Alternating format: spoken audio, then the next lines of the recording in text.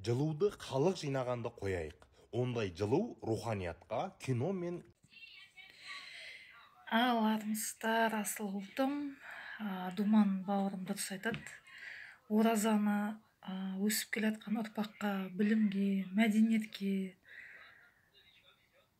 солардың дамуына, солардың өсіп өнуіне, мектеп салуына, өзіңіздің ұрпағыңызға, көршіңіз болмаса бір сондай бір туысыңыздың баласы сондай арқасы бар, кәдімгідей қанаттанып, шабыттанып, бірақ қаржысы болмай жатқанда оразаны соларға берген жақсы.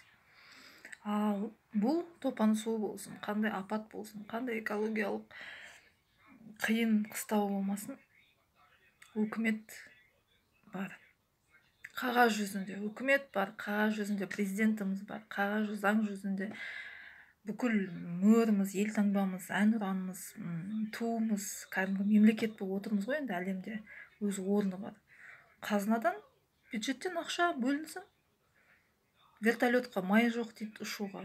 Вертолетқа сол майларын алып беруге, халықты жаңағыдай жаймилерге орналастырсын, мектептерге орналастырсын. Мектеп енді бала саны енді қиын, анау жаймилер не үшін салынды, сол жаймилерге орналастырсын.